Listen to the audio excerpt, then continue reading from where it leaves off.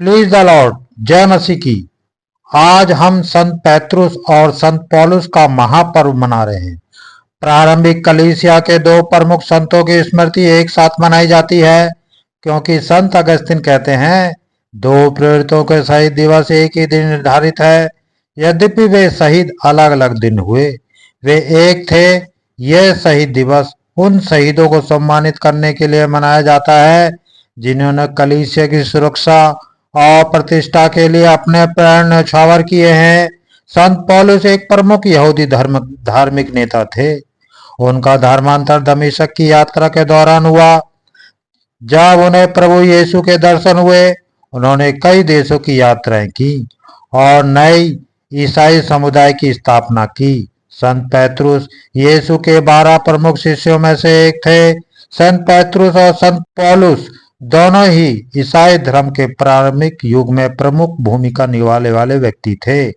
उनके जीवन और कार्य आज भी ईसाई धर्म के अनुयायियों के लिए प्रेरणा के स्रोत हैं। आइए हम लोग संत पेत्रुस और संत पौलुस के बारे में विस्तार से समझते हैं।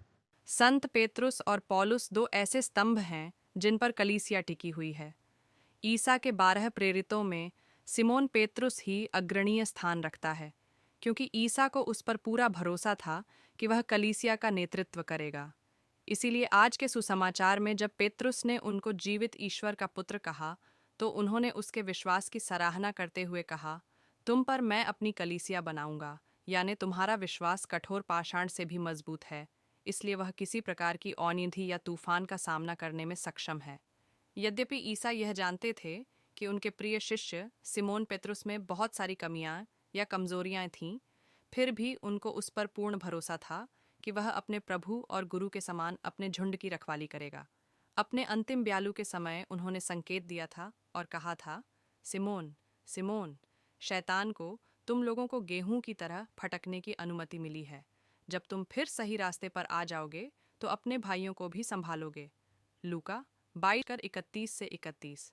सिमोन पेतरुस के व्यक्तित्व पर जब हम एक नज़र डालते हैं तो ऐसा प्रतीत होता है कि वह एक धैर्यवान व्यक्ति था।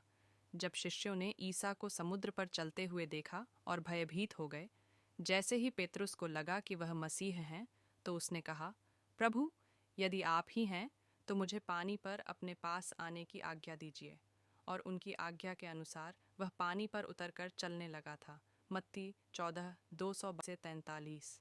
इसी तरह जब ईसा को गेतसेमनी बाग में गिरफ्तार किया जा रहा था, तब उसने अपनी तलवार खींचकर प्रधान याजक के नौकर पर चलाई थी और उनका कान उड़ा दिया था। मार्कुस 14:47। वह एक भावुक व्यक्ति था। ईसा ने जब अंतिम ब्यालू के बाद यह कहा, तुम सब विचलित हो जाओगे, तब पेतरुस यह कहता है, चाहे सभी विचलित हो जाएं, किंतु मैं विचलित नहीं होऊंगा। मार्कुस 14:27-30। जब अंतिम भोजन के समय ईसा अपने शिष्यों के पैर धो रहे थे, पेतरुस के मना करने पर, ईसा ने जब उससे कहा, यदि मैं तुम्हारे पैर नहीं धोऊंगा तो तुम्हारा मेरे साथ कोई संबंध नहीं रह जाएगा। तब पेतरुस भावुक हो उठता है और कहता है, प्रभु, तो मेरे पैर ही नहीं, मेरे हाथ और सिर भी धोइए। यूहन्ना 13:8-9। जब ईसा ने पेतरुस से तीसरी बार यह पूछा, सिमोन, यूहन्ना के पुत्र, क्या तुम मुझे प्यार करते हो? तब उसे दुख होता है और भावुकता से कहता है, प्रभु, आपको तो सब कुछ मालूम है। आप जानते हैं कि मैं आपको प्यार करता हूँ। यूहन्ना 21:17। 3। पेतरुस की कमजोरियां।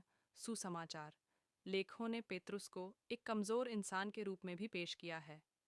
यदि ईसा के बुलाने पर वह समुद्र पर चलने लगता है, तो अचानक आंधी और पानी को देखकर वह अपना धैर्य खो बैठता और डूबने लगता है।